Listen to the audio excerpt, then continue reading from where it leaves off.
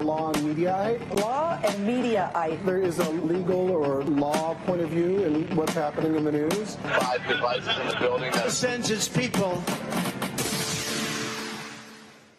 Holy cow, new studio, new graphics, but the same Colby Hall and Bob Bianchi are here. Colby, how are you today? I'm great, Bob. How are you doing today? I'm doing amazing. Listen, I've been watching all weekend long, kind of in amazement as a trial lawyer about this Flynn situation and people saying he's been entrapped. And, hey, you know what? I wish I could use these defenses for my clients. Unfortunately, this is the way things operate. Not to mention, he was aware of why the FBI was there talking to him. What are you finding out, Colby? Well, all I do is I track what's going on. The intersection of media, politics, and, of course, law.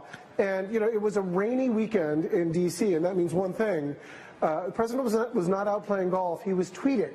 And he was tweeting and tweeting and tweeting.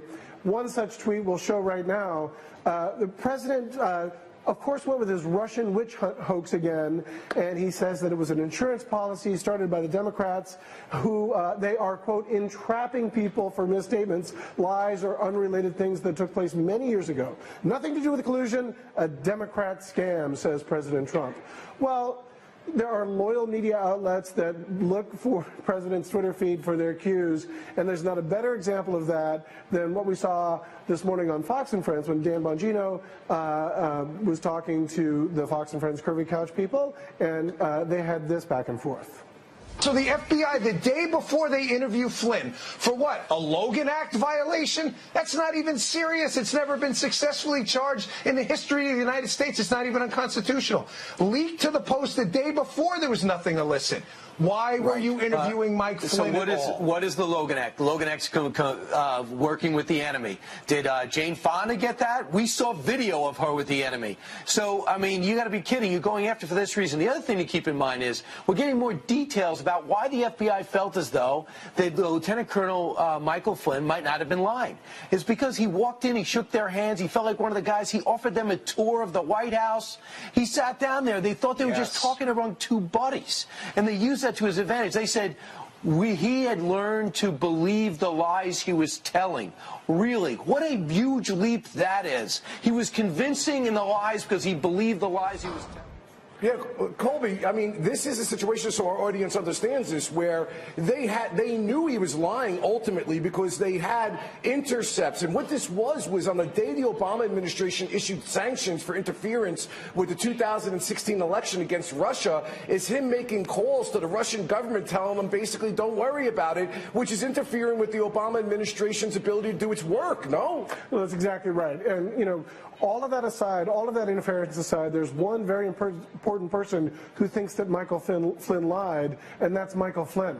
He pled guilty to this. And so we're now in this weird world where, like, oh, he was entrapped. We can't believe this guy. He didn't know what he was doing. Well, something doesn't add up here. I mean, he was the NSA. Now, there's a lot going on here. The truth of the matter is that the issue that they're mentioning is not necessarily Russia-related.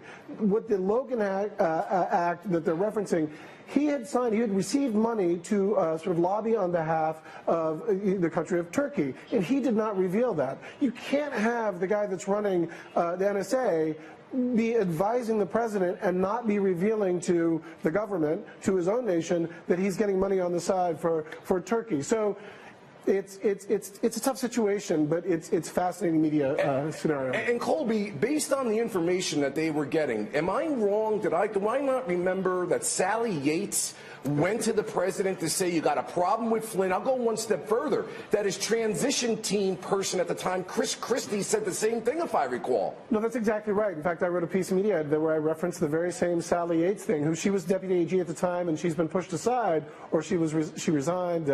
But no, absolutely. And the other context here that's crazy is that we're now in a world where, like, Sally Yates was a law enforcement official. In fact, the DOJ is all law enforcement. So this sort of negative taking down of the FBI and Department of Justice sort of means that you're not in support of law enforcement. It's a weird upside-down world, and I think it's still evolving, and there's lots more yet to see what happens. Wow, Colby Hall, the founding editor of Mediaite. I love this. It's the intersection of law, politics, and media, and the various narratives. You do an awesome job, one of my favorite segments. Thanks so much for coming in, Colby. Oh, my pleasure. Thanks for having me, Bob. Okay.